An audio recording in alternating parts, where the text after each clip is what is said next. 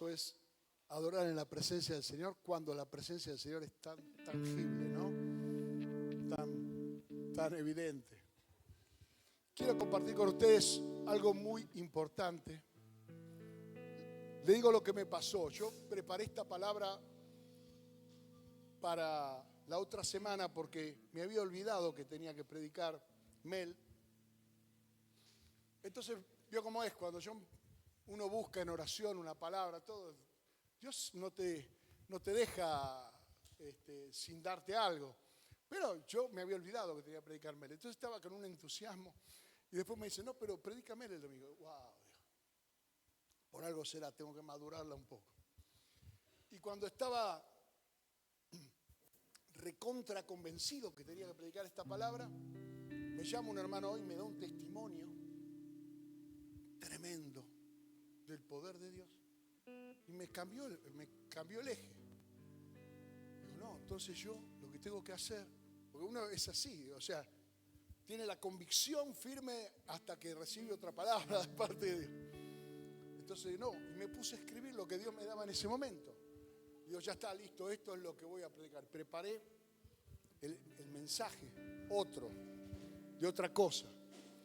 Termino de prepararlo y le digo a Marga, no, ya está, Dios me cambió, ahora voy a hablar de otra cosa. Me siento en el sillón así tranquilo para decir, listo, ya descanso en esto. Y el Señor me dice, no, soy ordenado, primero lo primero. Así que volví al mensaje anterior y el otro lo guardamos para más adelante. Y este mensaje es muy importante porque el Señor me habló con esta palabra hace muchos años atrás. Hubo una época, cuando yo tenía 30 años, que volvimos de San Luis con Marga, y yo empecé a vivir cosas muy diferentes, porque en San Luis yo era gerente de una fábrica y pastoreaba una iglesia junto a un hermano con el cual seguimos amigos después de 37, 40 años, seguimos amigos. Y tenía una libertad en la iglesia yo para ministrar tremenda, porque era fundador. O sea, cuando uno funda una iglesia se siente mucho más libre que cuando está en la iglesia de otro pastor. Eso es inevitable. A la vez era gerente en una compañía, era gerente de Sanela, la fábrica de motos, en San Luis, muy joven, antes de los 30. Tenía una hermosa casa en el centro de San Luis, hermosa casa. Me sobraban habitaciones, tenía oficina en mi casa, estaba en pleno centro. Tenía todo bien, pero empezó a sentir en mi corazón que me tenía que volver. Y entonces luchaba contra esa idea. Porque ¿para qué me iba a volver? No tenía mucho sentido. Entonces empezamos a poner con Marga algunas metas, se la hago muy corta, para que pudiéramos tener claridad acerca de si esto era del Señor o era algo raro que me estaba pasando a mí, de la disconformidad propia de alguien que lo tiene todo y de repente, Marianela era chiquita, 2 años, ella nació en San Luis, pero cada vez era más intenso, como un mandato de que me tenía que volver. Entonces nos pusimos a orar y anotamos todas estas cosas y Dios nos las fue contestando una por una hasta que se llenó toda la lista del papel que habíamos hecho con Marga y ya no teníamos más excusas, nos teníamos que volver. Cuando me vuelvo a Buenos Aires, acá me esperaba una vida completamente distinta. Acá también era gerente de una compañía importante, pero acá para cualquier cosa te den 1 hora de viaje. En San Luis yo salía de la fábrica a las 5 de la tarde, 5 y 4 minutos estaba en mi casa. Es más, como es de día hasta las 9 de la noche, agarrábamos la parrilla con Marga y nos íbamos al campo y comíamos un asado. Cualquier día de la semana. Y nos juntábamos con amigos todo el tiempo y ministrábamos a los hermanos todo el tiempo. Porque el tiempo nos sobraba. Porque tampoco estaba la familia de ella ni la mía, con la cual ¿a quién íbamos a visitar? A los hermanos de la iglesia. Cuando llegamos acá, la familia te empieza a tironear, te empieza a demandar que vení, que mamá quiere que vaya, que papá quiere que vaya, que el tío quiere que vaya, que el primo quiere que vaya, que tu hermano quiere que vaya. Entonces empezás a tener un montón de otras actividades que te impone la agenda un tercero. Pero aparte yo debía unas materias y quería terminar la carrera y agarré y me anoté, debía 8, me anoté en 5. para meter 5 materias. Y empecé intensamente a estudiar. Y aparte trabajaba en una compañía donde era gerente. Me iba todos los días a la mañana, 6:30 de la mañana. Trabajaba todo el día, después me iba a la universidad. Y después ministraba en la iglesia que estaba en Ramos Mejía. Yo trabajaba en el centro, en Talcahuano y Rivadavia, en 11. Y ministraba en una iglesia donde mi primo era el pastor. Martes, viernes y domingo. Y luego abrimos un anexo en Villa Insuperable donde yo ministraba los días sábados. También, pero también los sábados ministraba a los jóvenes de la iglesia, porque yo era joven. Era sub-30, entonces estaba a cargo de los jóvenes de la iglesia. Entonces yo tenía culto los martes, los viernes, los sábados, doble función, los domingos. Trabajaba en una compañía y estaba en la universidad metiendo 5 materias. Y de repente empecé a tener terribles migrañas, pero terribles, o sea, migrañas descalificantes por completo. O sea, yo empezaba a darme cuenta que me iba a sentir mal. Y me empezaba a transpirar frío y me empezaba a poner blanco, me empezaba a doler la cabeza de una manera tremenda, que no me desmayaba, pero me descomponía a un nivel que mis compañeros de trabajo agarraban mi auto, me cargaban arriba de mi auto y me llevaban a casa. Y me entregaban en casa amarga un trapito, ¿viste? Acá trajimos a Dani, me tiraban ahí adentro. No me pasaba todos los días, pero me pasaba. Y a la vez, como nosotros habíamos tenido un gran testimonio de parte del Señor, que fue comprar la iglesia de San Luis, una iglesia de 400 metros cuadrados, en el pleno centro de la ciudad de San Luis, 2 mocosos, un pibe de 27 años y uno de 24, éramos un poco la estrella. Acá no, todos querían que vayamos a predicar acá, allá, a todos lados. Y me tocaba predicar ese sábado en la iglesia de Devoto, en Salvador María del Carril y Bermúdez. Tenía que ministrar ahí. Y el pastor me dijo, tenés que venir porque... Y yo ese sábado a la tarde me sentía a morir, sinceramente. No soportaba la luz. O sea, quería estar a oscuras.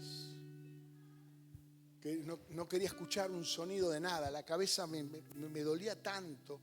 Me dolía la cabeza, me dolía hasta el cuello, me dolía hasta la espalda. Era un dolor insoportable, como si me hubieran clavado una espada en la cabeza. Y mientras estaba ahí tirado, eran como las 5 de la tarde, estaba tirado en la habitación, escucho una voz muy conocida, un hermano, el hermano de Rubén. ¿Se acuerdan de Rubén, el que teníamos, que tenía el don de portería, que siempre estaba en la puerta? El hermano de Rubén, Juan Carlos, era pastor en una iglesia en Guernica, allá al sur. Y habla igual que Rubén. Entonces yo lo escucho, ¿viste? Y lo reconocí en el acto. Es más, Rubén no lo conocía tanto en esa época, era amigo de Juan Carlos. Y entra, hola Marga, ¿cómo te va? La familia, ¿todo bien? Está el tipo ahí. Yo digo, viene este. Digo, que encima habla fuerte. Yo empecé a hacerme un montón de cuestiones. Y escucho que le dice a Marga, ¿el Dani dónde está? Vine a orar por él porque el Señor me dijo en mi casa que venga a orar por él. ¿Viste? Y yo digo, mirá, Dios me manda a este. Me podía haber mandado a Anacondia, no sé cuál, pero manda a este. Y yo digo, Señor, pero si vos lo mandaste, pues me voy a sanar.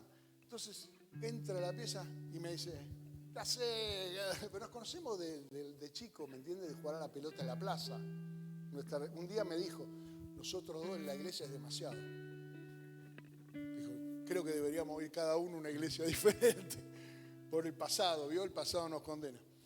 Entonces, viene y me dice, vengo ahora por vos. Cuando él me pone la mano y ora, yo siento que el Señor me habla. Una de las pocas veces que te puedo decir, el Señor me habló y lo escuché. Y el Señor me dijo esto, sin decirme el pasaje, pero yo el pasaje lo conocía. Y el pasaje es 2 de Timoteo 2:15. Esto fue lo que yo escuché. Inmediatamente después de escuchar esto, quedé completamente libre, se me fue todo el dolor, todo, y prediqué como nunca esa noche. Dice, procura con diligencia presentarte a Dios aprobado, como obrero que no tiene de qué avergonzarse, que usa bien la palabra de verdad. Y así el pasaje, le aseguro que lo escuché letra por letra. Por eso digo, el Señor habla en Reina Valera 60, ¿no? O sea, porque no me habló en la versión que yo conozco, en la que mejor conozco. E inmediatamente me di cuenta que lo que el Señor me estaba diciendo era que debía enfocarme en lo que era mi llamado y dejar otras cosas. Eso fue lo que vino a mi corazón inmediatamente, una convicción de pecado por querer abarcar tanto, por querer hacer tantas cosas a la vez. A los 30 años uno cree que se come el mundo. Puedo estar 3 días, 4 días sin dormir. De hecho estaba 3, 4 días sin dormir. Iba a trabajar sin dormir, a rendir los exámenes sin dormir. O sea, hacía todo sin dormir. Pero eso, el dolor es una señal de alerta que el Señor nos ha dado para que desistamos de algunas cosas que nosotros haríamos si no tuviéramos dolor. Tocaríamos la plancha caliente y nos quemamos sin dolor, ¿se imagina? El daño se hace igual.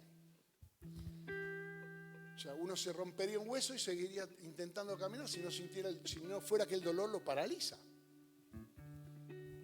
Y ahí me di cuenta que la segunda cosa que yo debía buscar, la primera la tenía clara, buscar primeramente el reino de Dios. Eso lo tenía claro. Yo había puesto el reino de Dios, sí, lo había puesto primero. Pero lo segundo no era todo lo otro que yo estaba haciendo.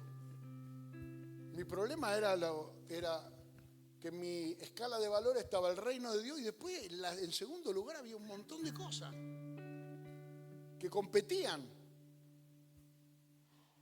Y entendí que la segunda búsqueda más importante de un siervo de Dios, primero es buscar el reino, segundo es buscar su carácter. Debe buscar su carácter de siervo. Es una búsqueda. Procura con diligencia. ¿Qué es procurar con diligencia? Es buscar intensamente. Procurar con diligencia es una búsqueda intensa. Muchas veces nosotros ponemos énfasis en las cosas que necesitamos, las cosas externas que necesitamos, la casa, el auto, el trabajo, vestirse bien, comer bien y demás. Pero ninguna cosa de esas Jesús nos enseñó que debíamos procurarla con diligencia, al contrario. Nos dijo más bien que no nos afanemos por esas cosas, que no nos afanemos por lo que vamos a comer ni por lo que vamos a vestir. Porque el Dios que nos dio el cuerpo, ¿cómo no nos va a dar el vestido para vestir el cuerpo? El Dios que nos dio el cuerpo, ¿cómo no nos va a dar el alimento para alimentar el cuerpo? ¿Qué vale más? ¿Tu cuerpo o un asado en la Cabrera? ¿Me entiendes? Tu cuerpo vale más. Y ya te lo dio. Y no te costó nada, te lo dio. Ahora cuídalo, ¿no? Entonces entendí que la segunda búsqueda más importante, y es ahí donde en ese tramo de mi vida, desde los 30 en adelante, yo entendí que lo más importante antes de ser eficaz en servir a otros era que yo tenía que cambiar, que yo tenía que predicar, pero para predicar necesitaba adquirir cierta autoridad, tenía que ser aprobado. ¿Qué significa ser aprobado? Evidentemente alguien aprobado, ser aprobado es una cuestión de terceros. El que se aprueba a sí mismo, digamos, tiene metas muy bajas, ¿no? O sea, está conforme consigo mismo, llega un momento donde no mejora más, queda estancado, está conforme consigo mismo a dormir la siesta, ¿no? Ya está. Pero aquel que sabe que su vida depende de la aprobación de un tercero, pues entonces hace lo posible para agradar a ese tercero. El apóstol Pablo le escribe a Timoteo, esto procura presentarte aprobado, pero antes le dice, mirá, esfuérzate en la gracia que es en el Señor Jesús, lo que aprendiste de mí ante muchos testigos. Esto manda a otros hombres que sean fieles e idóneos para enseñarle a otros. Como buen soldado sufre penalidades. El labrador debe trabajar la tierra para cosechar. Es decir, le da un montón de pautas acerca de que, querido, está sirviendo a Dios y mientras tanto está siendo procesado por el Señor. Es decir, que para ser aprobado hay que atravesar la prueba. Y una vez atravesada la prueba, pues entonces nosotros saldremos aprobados o no. Esa es la razón por la cual cuando estás en diversas pruebas y luchas, la Biblia comete la locura de decirte que te alegres. ¿No? Mira qué buen consejo. Imagínate, va el pastor Dani a tu casa y vos me decís, pastor, estoy luchado. Alegrate, campeón. Comprá, campeón. Alegrate. Sé feliz. ¿No? Te diría, yo no, por ahí Marga te lo dice. Porque ella lo entendió. No porque ella no lo entendió y te dice cualquiera, sino porque ella entendió. Mire, es tan así que el otro día escuché, a mí me gusta todo el tema de las neurociencias, eso me gusta, porque como escribí un libro acerca de la inteligencia y traté de investigar un poco. Y escuché a un científico que decía, usted sonría, porque el cerebro no sabe si usted está feliz. Pero si usted sonríe, su cuerpo se acondicionará a ese estado de bienestar. Cuando se sienta derrotado, levante las manos como si hubiera hecho un gol y entonces cambiará.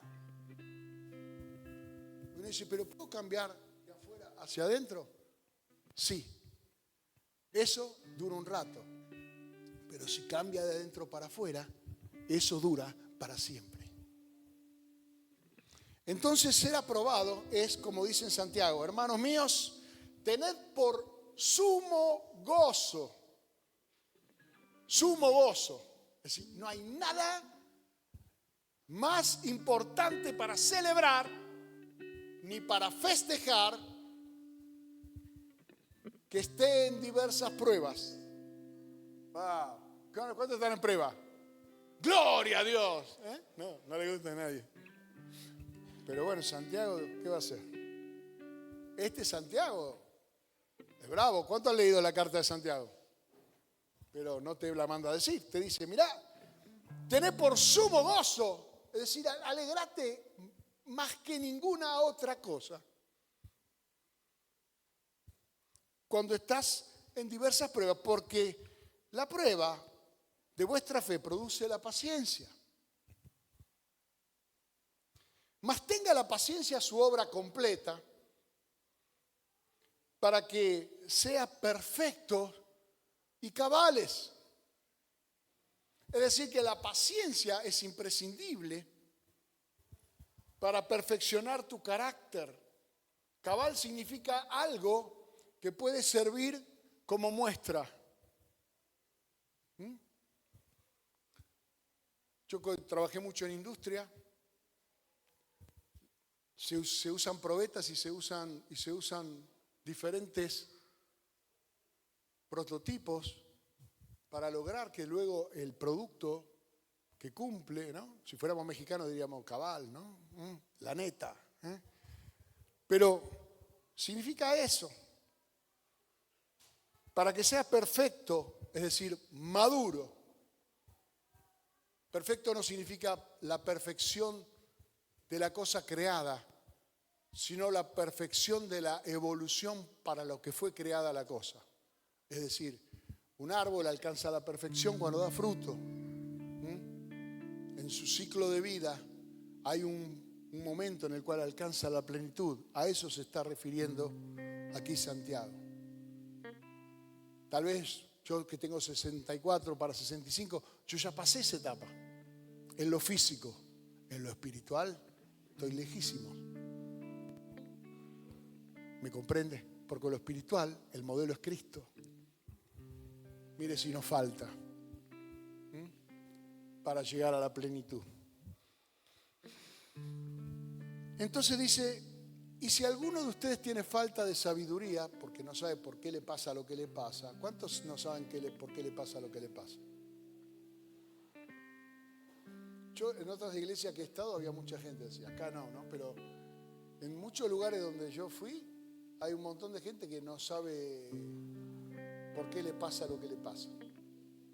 Qué difícil ayudarlo, ¿no? Porque cuando una persona no sabe por qué le pasa lo que le pasa, ¿cómo le ayudas? Para eso los médicos hacen un diagnóstico. Te dicen, mira, esto te pasa por esto. Y te dicen, cortala con esto, no comas más esto, o no hagas más esta locura. Entonces, ¿por qué? Porque esto te pasa, porque te pasa esto. ¿Ok? Pero bueno, en lo espiritual a veces es difícil discernir por qué nos pasa lo que nos pasa. Entonces el creyente debe entrar en la búsqueda. Parte de la búsqueda de la madurez es pedirle a Dios sabiduría.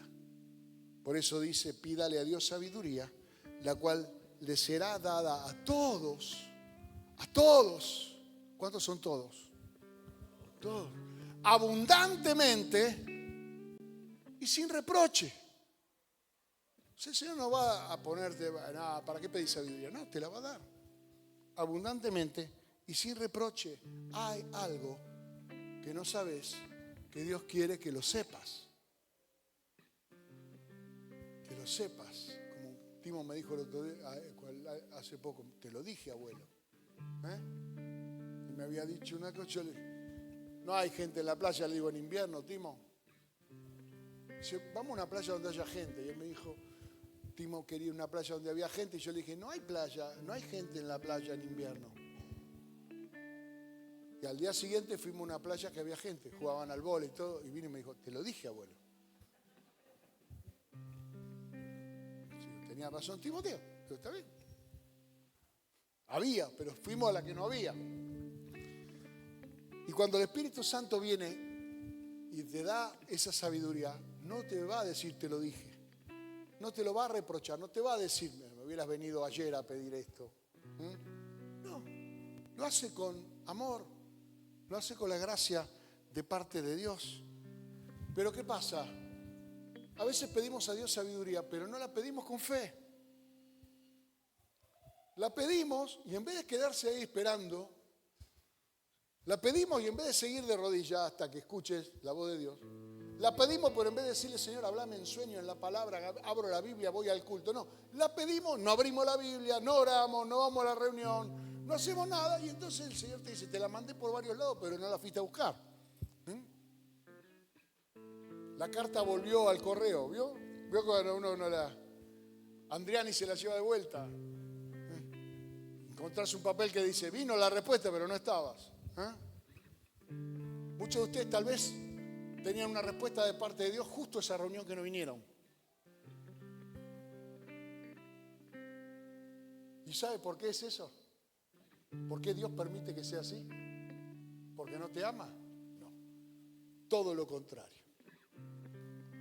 Porque te ama tanto que quiere que te des cuenta de una vez por todas dónde está la respuesta de parte de Dios para tu vida. ¿Dónde hay que ir a buscarla? Y el que no lo hace dice, bueno, es como la onda del mar que va y viene. ¿Conoce personas así que va y viene, que tienen doble ánimo? Un día son Juan el Bautista, al día siguiente son Herodes, ¿no? No sabe quién son. Me gusta la serie de Chosen, ¿cuánto la vieron? ¿Sabe por qué me gusta mucho primeramente que Jonathan, el que hace de Jesús, es un genio, ¿sí? Pero los protagonistas de la serie, el protagonista de esa serie no es Jesús. El protagonista de esa serie son los discípulos. Donde vos tenés que entender que los tipos pasaban por un montón de situaciones como nosotros. Lo escuchaban todo el día a Jesús y no entendían todo. Después hablaban entre ellos. ¿Qué quiso decir? Me encanta esos diálogos cuando Jesús no está y entre ellos están hablando. Y dicen, ¿qué quiso decir? ¿Qué? No entendimos nada. ¿Y ahora dónde está? No sé. ¿Cómo no sabés? No, y nadie lo vio. ¿Dónde está? ¿Dónde está Jesús? Se fue a orar. Y de repente aparece Jesús y lo agarra a ellos en las discusiones y ellos no quieren preguntarle nada. O le hacen una pregunta que Jesús los mira así y le dice, bueno, te voy a explicar. Con amor, amén. Con amor. Pasar por la prueba, hermano, debe acercarte al Señor. El éxito de la prueba, cuando la prueba fue enviada por el Señor, fue permitida por el Señor, es porque sabe que esa prueba, que vos tenés que tomar la decisión de abrazarte fuerte del Señor y no de separarte.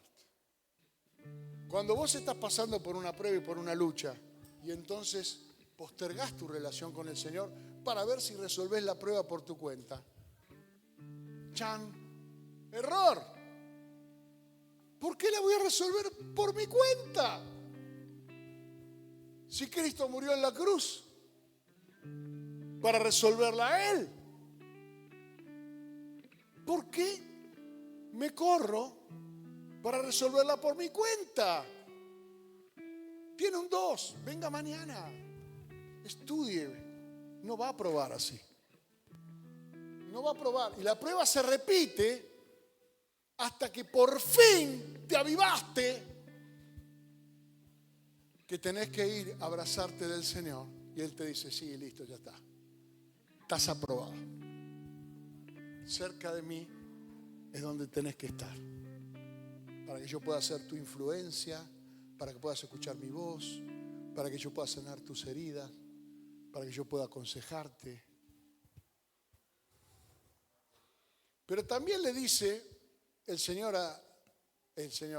Pablo a Timoteo, y el Señor me lo dijo a mí, yo lo escuché, que el tema, que uno de los problemas que tenemos es la vergüenza. ¿Saben cuántas personas luchan con la vergüenza? Tienen vergüenza de confesar su necesidad de Dios, tienen vergüenza de dar testimonio de Jesucristo, tienen vergüenza de que vayan a pensar de que es un loco místico, que es un religioso, Y la vergüenza es una herramienta que usa el enemigo para que tu fe decaiga. Porque tenés vergüenza de decir, Señor, me levanto y confío. Algunos tienen vergüenza del Evangelio. Si alguno ha estado conmigo un tiempo y me ha acompañado a los lugares de trabajo, a donde yo voy y todo lo demás, se va a dar cuenta que si hay algo que yo no tengo, es vergüenza. Yo le hablo de Jesucristo a todo, oro por cualquiera en cualquier lugar, no tengo ese problema. En reuniones del Consejo de la Federación de Industria y Comercio de la Ciudad, el presidente de la federación me dice, cerremos esta reunión, Daniel, hace una oración y bendecinos, ¿no? Una cosa de ahí hay judíos, hay de todo. Pero él reconoce una autoridad espiritual. Y eso es lo que debemos ser nosotros a los lugares donde vamos, la cabeza y no la cola, estar arriba y no abajo. No estar avergonzado, avergonzado debería estar el diablo de enfrentarnos a nosotros que somos hijos del Dios Altísimo. El que creyere, dice en Romanos, no será avergonzado jamás. Es una promesa. Cuando usted se mueve en fe, Dios lo va a respaldar. Pablo dice, porque no me avergüenzo del Evangelio, Romanos 1:16, porque es poder de Dios para salvación a todo aquel que cree, al judío primeramente y también al griego. Porque en el Evangelio la justicia de Dios se revela por fe y para fe, porque el justo por su fe vivirá. Acá Pablo está explicando un círculo virtuoso. El círculo virtuoso del por y para. Es decir, yo hago esto por fe, pero al hacerlo, lo que ocurre abonará a mi fe. Es decir, cuando lo hago, no solamente lo hago por fe, sino para que mi fe crezca cuando lo hago. Mire, eso me ha pasado mucho al orar por personas. Orando por fe, Señor, con timidez. Padre, tu palabra dice, pondrán la mano y sanarán, pero bueno, que sea tu voluntad, qué sé yo, no sabes, tenés ganas de pedir disculpas por si no se va a sanar. Pero después ves que se sana. después ves que hay. No digo que en el 100% de los casos. Un día me enojé con el Señor porque no se sanaban el 100% de los casos. Y el Señor me habló y me dijo, no puedo darte esa capacidad porque no vivirías. Me dijo, porque si todas las personas por las que vos orás se sanaran, no podrías hacer ninguna otra cosa en tu vida que orar por los que se sanan. Más o menos me dijo, te conozco. Estarías en problemas, estarías en tu casa tomando el café con leche y diciendo, mientras yo estoy tomando café con leche se está muriendo alguien que yo podría sanar. Mientras yo estoy durmiendo la siesta se está muriendo alguien que yo podría sanar. Mientras yo estoy de vacaciones se está muriendo alguien que yo podría sanar. No podrías vivir. No podrías vivir si fueras 100% eficaz. Pero sí hemos visto el poder de Dios y como nosotros no sabemos a quién Dios quiere sanar y a quién no, pues entonces oramos por todos. ¿Me comprende? Imagino que ustedes también atienden a todos. Después, el resultado no lo pueden garantizar. Pero cada vez que la ciencia se confirma a sí misma, vuelve a repetir el procedimiento, ¿o no? Si esto funcionó, ¿no les pasa a ustedes? Si le duele la cabeza y se toman un paracetamol, la próxima vez que le duele la cabeza, ¿qué van a tomar? ¿Qué van a tomar? Un ibuprofeno. Sirve también, pero van a repetir, ¿no es cierto?, la fórmula. Bueno, eso es lo que significa por y para. Es decir, tu fe crecerá en la medida que la ejercites, porque el justo por su fe vivirá. La vida de un justo, la vida de un creyente depende de lo que él haga en fe. En la medida que él deje de hacer lo que Dios le pone en su corazón por fe, su fe decaerá y su vida será más mediocre, más terrenal, más carnal. Ahora, hay pruebas que a uno dicen, me detengo acá porque esta prueba me detuvo. Mira lo que dice Pablo, Filipenses 1:12. Quiero que sepas, hermano, que las cosas que me han sucedido, pasaron cosas, ¿no? Han redundado más bien para el progreso del Evangelio. Usted dirá, che, qué cosa buena le debe haber pasado para que el Evangelio haya progresado. Y luego lee en el 13, de tal manera que mis prisiones, estaba en cana el tipo, de tal manera que mis prisiones se han hecho patentes en Cristo, en todo el pretorio y a todos los demás. Preso, él declaraba que estar preso había hecho un progreso en el Evangelio. Llamó la atención, empezaron a ocuparse de él. Por lo menos ahora a un tipo que se movía mucho sabían dónde estaba. Estaba preso. Pero no lo detenía su condición, porque su fe seguía moviéndose. Y usted dice, bueno, no tener vergüenza tal vez es una condición de algunas personas desvergonzada. ¿Vio que hay gente extrovertida o desvergonzada? ¿Conoces esa gente que es capaz de hacer cualquier cosa? Yo tenía un tío que hacía cualquier cosa. Un día vino un inspector y le dijo, ¿hay ratas acá en este depósito? Y él dijo, no, ¿cómo va a haber rata? Y pasó una rata. Y dijo, ¿y eso qué? Le dijo, Juanita. Le dijo, Juanita saludó a la rata y se hizo de cuenta que no era una rata. Y por supuesto le clausuraron el depósito. Pero era un cara dura, no tenía problema. Preguntale a David, el tío Daniel. Igual que yo. Era un cara rota. Y no tener vergüenza no significa ser un desvergonzado. Hay cosas que a Dios no le gustan. ¿Cuántos saben que hay cosas que a Dios no le gustan? Me hizo acordar Ezequiel. 6 cosas aborrece Jehová y aún 7 abomina su alma. Los ojos altivos, la lengua mentirosa, las manos derramadoras de sangre inocente, el corazón que maquina pensamientos inicuos, los pies presurosos para correr al mal, el testigo falso que habla mentiras y el que siembra discordia entre hermanos. ¡Wow! En el libro de Proverbios, más allá de estas 6, nos habla en contra de los perezosos, es decir, los vagos, a Dios no le gustan.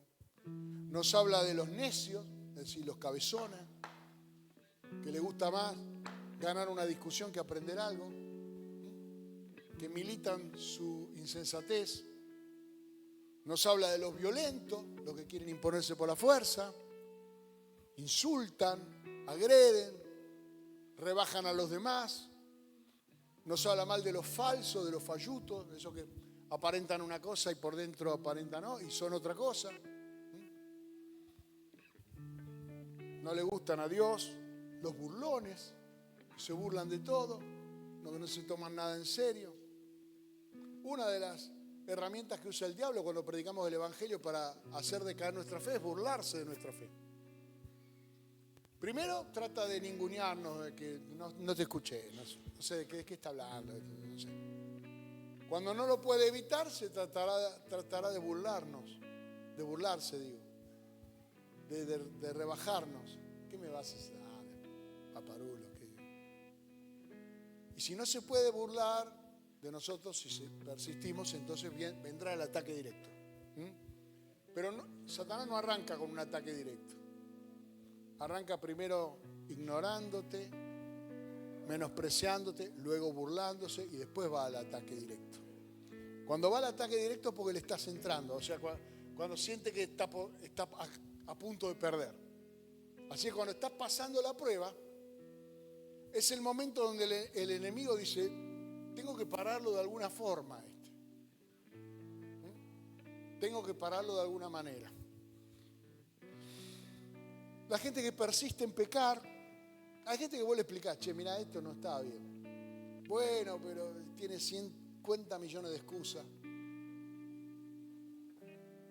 para seguir viviendo como vive, para seguir haciendo las cosas que son la causa de por qué está mal. Y vos se lo explicás, le hablás con amor, le decís, che, pero esto no, tenés que dejar esto. Dejalo, probá. Dale una oportunidad al Señor. Y no lo hacen, persisten en pecar. Y por último, coincidiendo con el último, el que siembra discordia entre hermanos y el testigo falso que habla la mentira. ¿Qué son los chusmas? La gente chusma, la gente chusma circula en dos dimensiones, ¿no? En la dimensión de la recabar información y en la de difundirla. O sea, la verificación de la certeza de esa información no pasa por su mente. Basta que alguien dijo A para que él diga, ¿sabías? ¿A? No. ¿Vos ¿de dónde lo sacaste? No, porque lo leí en las redes. Y las redes sociales son para el chusma una adicción tremenda. Aunque te bloqueen, el chusma va y dice, a ver, este me bloqueó, pero voy a ver por dónde le puedo entrar para ver qué está haciendo. Pero con el morbo de poder decir algo. ¿No? Qué bien que a este le va mal. Qué mal que a este le va bien. Lo vi en una foto y sonríe, cara dura. ¿Por qué? Es feliz. Y enseguida empieza las hormigas, el ansia de contárselo a otro. ¿Te enteraste que? No quiero saber. No, yo tenía un amigo en la secundaria extraordinario, Carlitos Salcedo, me decía, no sé ni vivo de cuento. Cuando le preguntaba algo, decía, che, Carlito, no sé ni vivo de cuento, te decía, ¿viste? Después tenía un compañero en la facultad que tenía una oreja de plástico, ¿no? Que decía, no escucho tonterías, gracias. Dice, cuando Fito, ¿vos lo conocías, Fito? Sí. Fito, cuando le venía con alguna cosa así, se ponía una oreja de plástico que decía, no escucho. Era un campeón. ¿Sabe cuántas divisiones en las familias cuántas divisiones entre amigos, cuántas divisiones en la iglesia, cuántas cosas malas ha hecho la persona que no domina su lengua. En Santiago dice, es como el fuego que agita la rueda del infierno, como si el infierno tuviera una turbina que se alimenta de la lengua. Léalo. El varón perfecto, dice Santiago, es el que domina su lengua. Si puede dominar ese miembro tan pequeño, el tipo es capaz de dominar todo el cuerpo. Eso es no tener de qué avergonzarse. El profeta Jeremías estaba muy indignado porque él predicaba lo que Dios le ponía en su corazón y lo odiaban los israelitas. Él decía, cada vez que vos no quiero que me hables más, le dijo a Dios. Porque cada vez que voy con un mensaje tuyo, termino en la cisterna tirado, termino apedreado, por favor, no me hables más. Y se quejaba, lo llaman el llorón. Escribió un libro que se llama Lamentaciones, que es el libro que nadie lee en la Biblia. Porque el título te espanta, ¿no? Lamentaciones. Si hubiera un libro que fuera, no sé, que dijera celebraciones, a veces leeríamos. Pero el libro de Lamentaciones tiene mucha enseñanza. Jeremías se quejaba, pero se quejaba porque el pueblo era un pueblo malvado. Y Dios le dice a Jeremías, mira, vos querés ser mi profeta, vos querés ser mi boca. Dice, si entresacares lo precioso de lo vil, serás como mi boca. Es decir, mi boca, dice el Señor, no habla cosas baratas, no habla cosas viles, habla cosas preciosas. ¿Me entiende? Usted no va a una joyería a comprar cebolla, va a la verdulería a comprar cebolla. En la joyería, ¿qué venden? Joyas. De la boca del profeta, ¿usted qué quiere escuchar? Palabra de Dios. Si el profeta habla tonterías, puede ser un tipo muy divertido, pero seguramente Dios dirá no es como mi boca. Entonces debemos nosotros, si queremos ser aprobados como un obrero que no tiene de qué avergonzarse, sacar esa vergüenza de la chismografía, de la calumnia, de juzgar a los demás, de dar opiniones que nadie te pidió. ¿Cuántos dicen amén, gloria y aleluya? Amén, gloria a Dios. Bien. Ahora, para ser diestro en la palabra de Dios, que usa bien la palabra del Señor, hay que entender que la palabra del Señor no vino a entretener. Hay que entender que la palabra del Señor vino a transformar. Cuando Dios envió su palabra a la tierra que estaba desordenada y vacía, la puso en orden para que fuera capaz de dar fruto, para que fuera capaz de ser un lugar donde el hombre, hecho a su imagen y semejanza, pudiera tener todo lo necesario. Es decir, que la palabra ordena tu mundo. El mundo fue hecho por la palabra de Dios, con todo lo necesario para que el hombre habite en él con seguridad. Pero lo que sale de tu boca crea un mundo alrededor de tu vida. Si lo que sale es queja, enojo, el mundo, eso también es por y para, pero lo negativo. Si estás rencoroso, si estás enojado y lo que hablas es rencor y refunfuñar y queja y chillás, te vas a poner más enojado, te vas a poner más nervioso, va a ser más difícil, no te van a querer tocar ni con el láser. Pero si vos realmente entendés que lo que te están diciendo, de repente parás la pelota y decís, che, ¿por qué me estás diciendo esto así? ¿Estás enojado? ¿Nunca le preguntaste a alguien? Vos le haces una pregunta y te contesta. Pará, ¿estás enojado? Decime, porque si tengo que pedirte perdón por algo, No estoy enojado. Ah, bueno, está bien. Y ya entonces bajamos todo un cambio y nos llevamos mejor. Amén. No digo que en mi casa pase eso, no pasa. Pero yo sé que algunos hermanos viven circunstancias como esa. Así que, hermanos, cuando fui a vosotros, dice Pablo, Tampoco fui a hacerme el canchero, tampoco fui a hacerme el erudito, tampoco fui a demostrar que cuánto sé. Y eso que Pablo sabía mucho.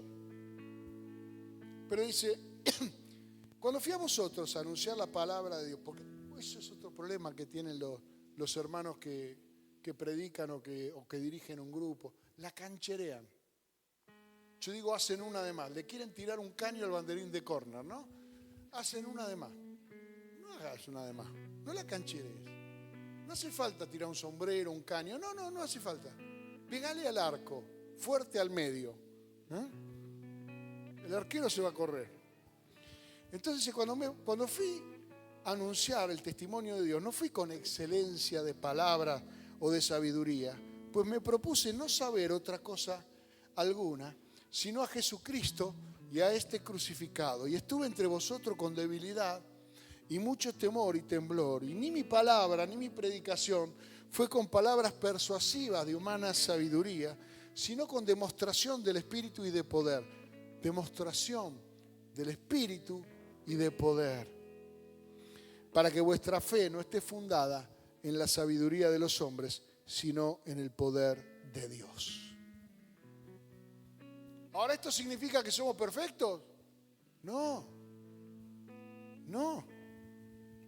Nuestros temperamentos, que son todos distintos, juegan su rol en la vida de un creyente. Abraham era un tipo flemático.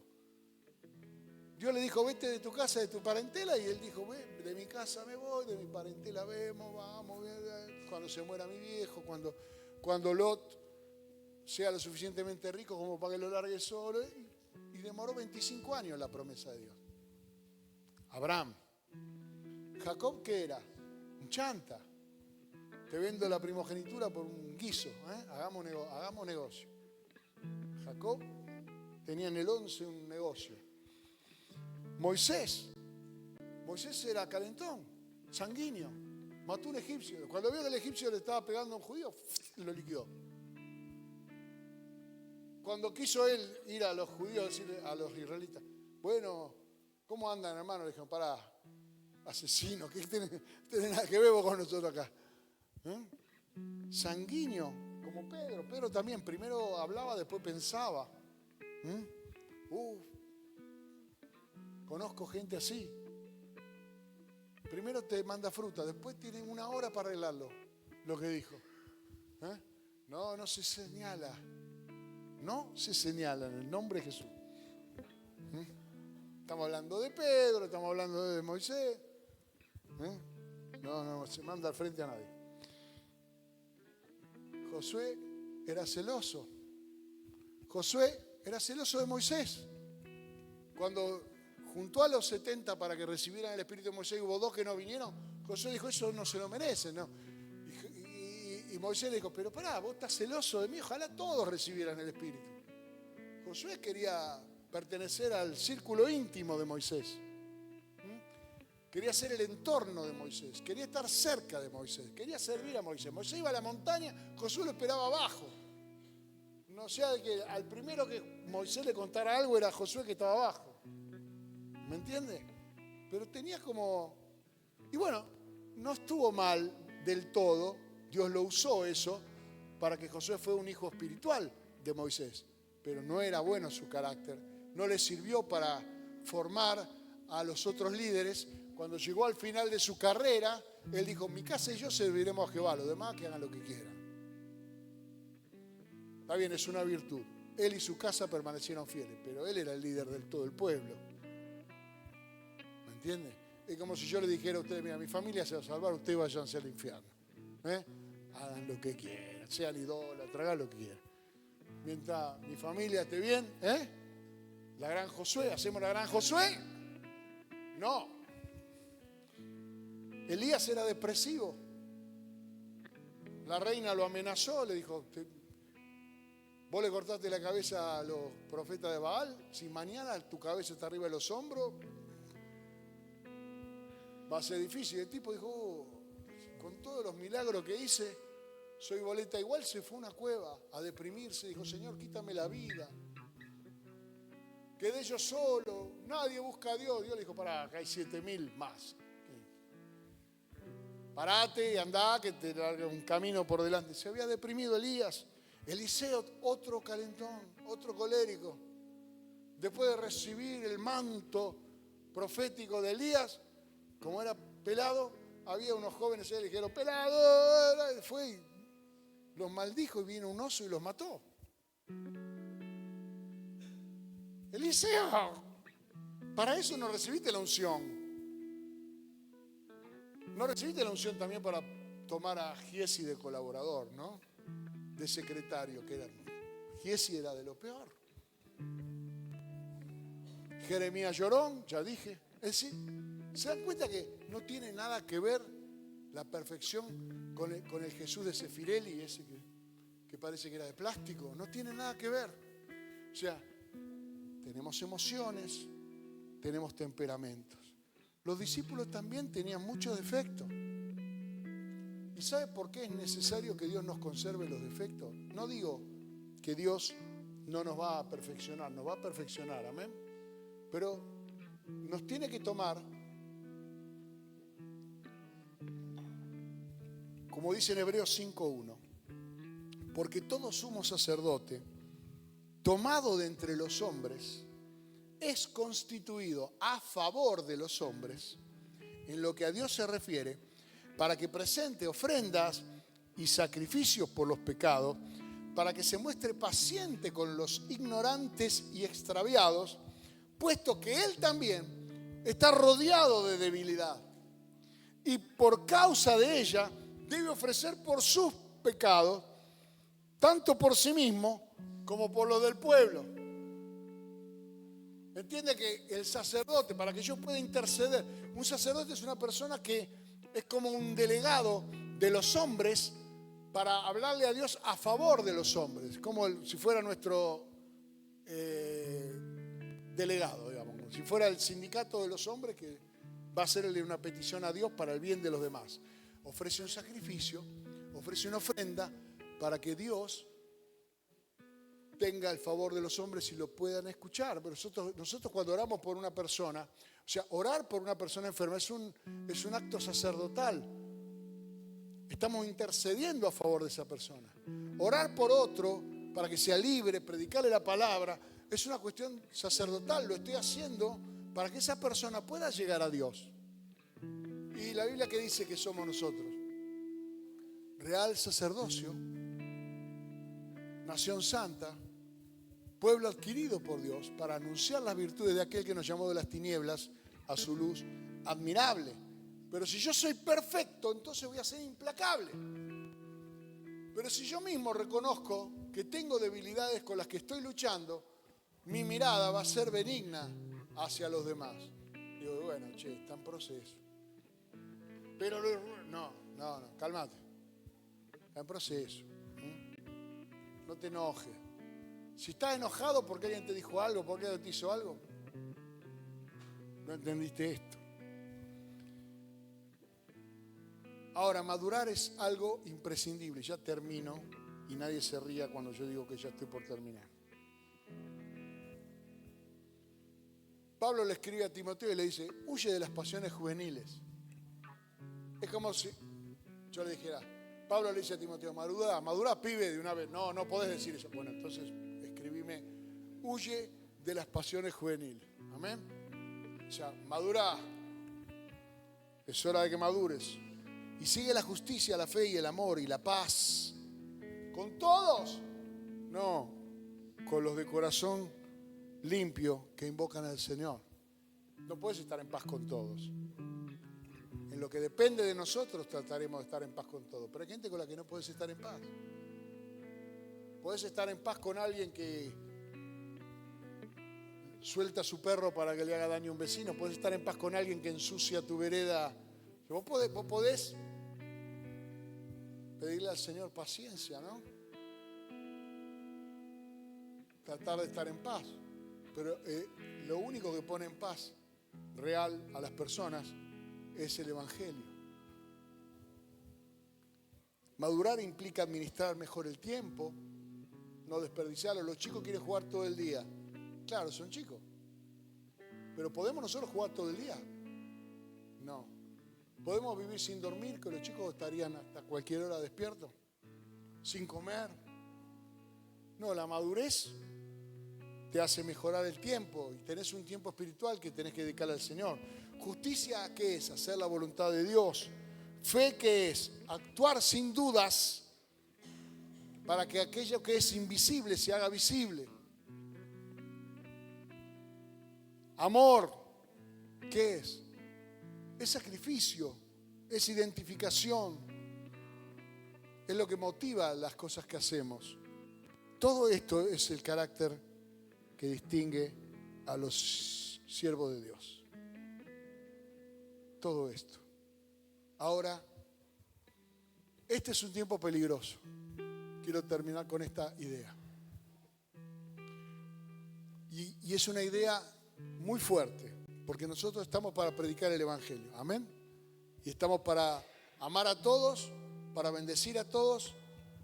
Pero Pablo dice, también debes saber esto, que en los postreros días vendrán tiempos peligrosos.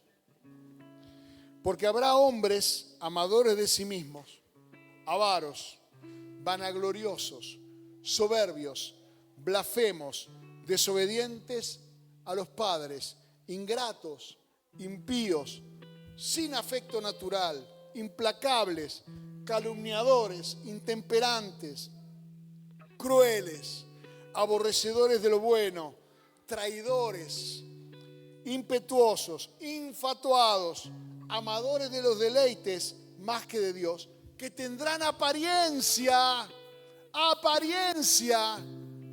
de piedad, pero negarán la eficacia de ella. A estos evita. Hay personas a las que usted y yo debemos evitar, tanto en los medios de comunicación como en los círculos donde usted se mueve, incluso en la familia. Hay personas a las cuales salúdelo para fin de año y ore para que cambien de vida. Porque hay aquí 18 características peligrosas que debemos evitar. Porque nuestro mandato es predicar el Evangelio. Jesús nos dijo, id por todo el mundo y predicar el Evangelio a toda criatura. El que creyere y fuere bautizado será salvo, mas el que no creyere será condenado.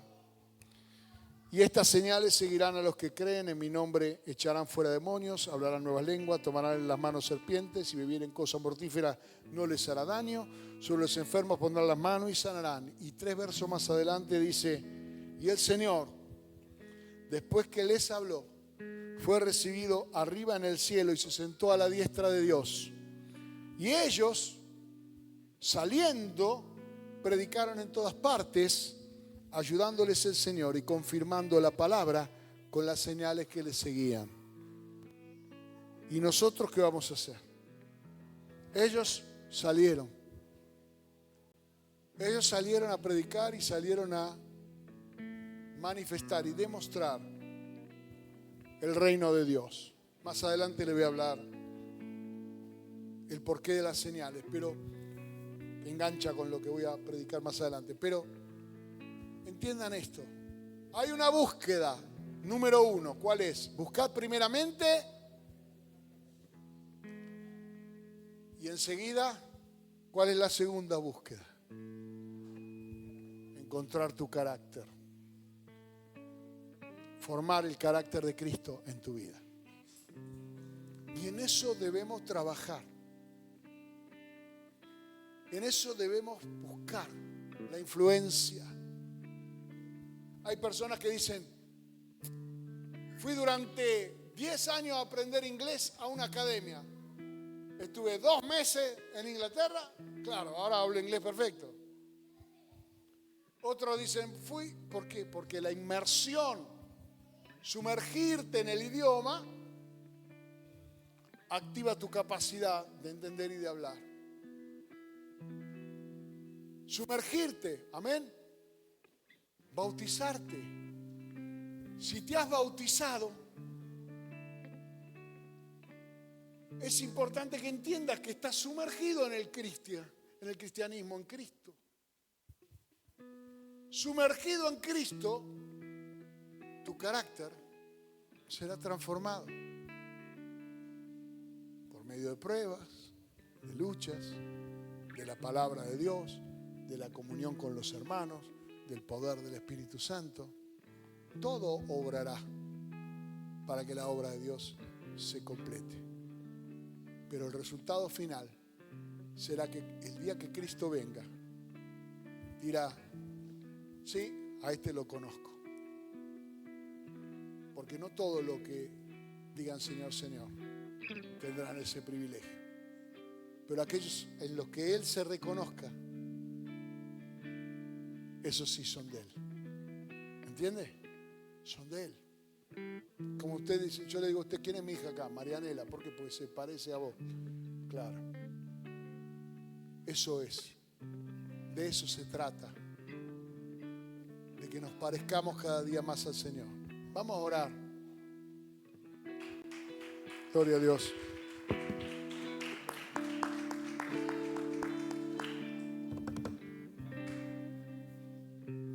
¿Y usted sabe por qué tomamos la cena? Comemos su cuerpo, bebemos su sangre. Nos revestimos por dentro de Cristo Jesús.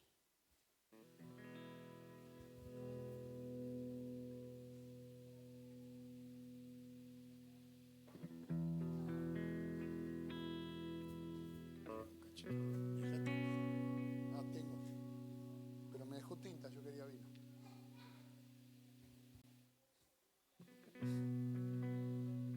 Adore al Señor.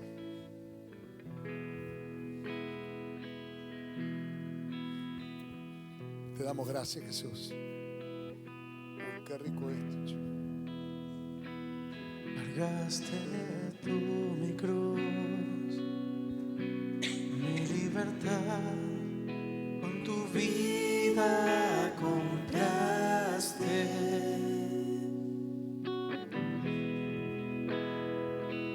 Y ahora tuyo soy. Adora al Señor, adórelo. Él está aquí en este lugar. Está cuando hay ruido, pero también está en la adoración apacible. Digno de alabar,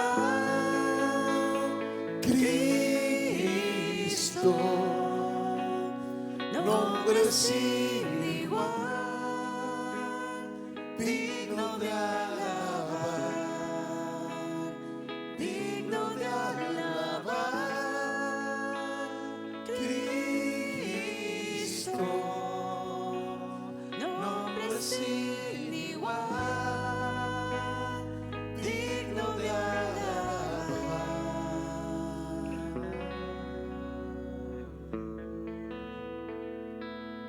Dios, Señor, te adoramos. Te bendecimos, Jesús. Vergüenza luce hoy, rendido estoy ante tu amor innegable.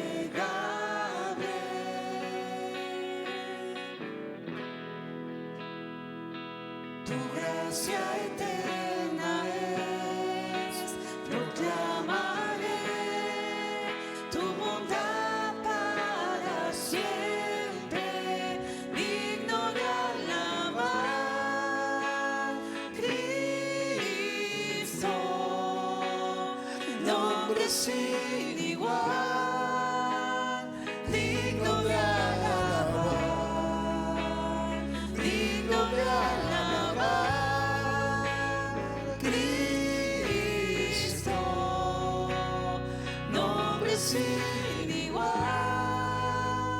digno de alabar, digno de alabar, Cristo, nombre sin igual, digno de alabar, digno de alabar, Cristo. sin igual, digno de alabar.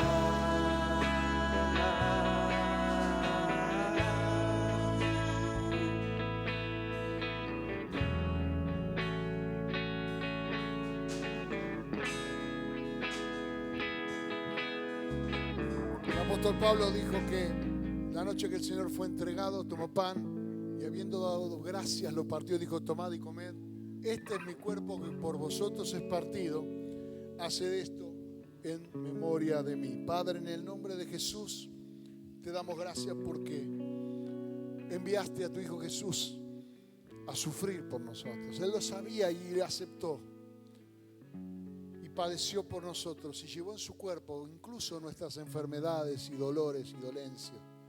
Y por sus heridas fuimos nosotros curados. Y ahora fuimos sumergidos por tu Espíritu en su cuerpo. Y somos carne de su carne y hueso de su hueso. Para proclamar victoria.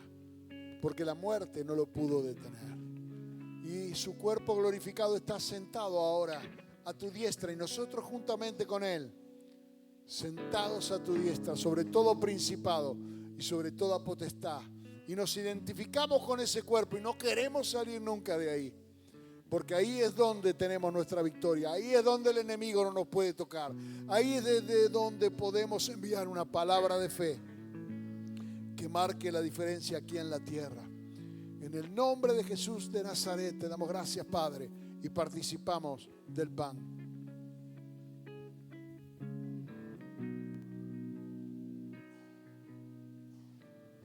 Y después de haber cenado, tomó la copa y dijo: bebed de ella todos.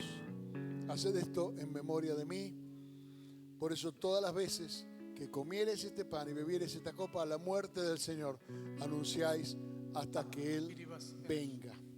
Padre, te damos gracias porque esta copa representa la sangre de Cristo que fue derramada para el perdón de nuestros pecados. No solamente para limpiarnos, sino también para adquirirnos. Por esta sangre fuimos comprados. Y al participar ahora de esta copa estamos declarando que somos tuyos. Así es. Que fuimos comprados por precio y que fue muy alto el precio que tú pagaste.